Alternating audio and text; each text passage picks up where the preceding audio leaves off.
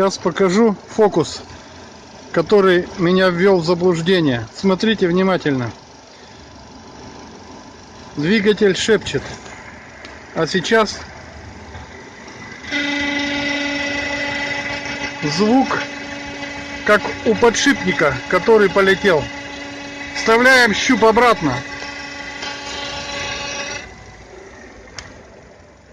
Тишина.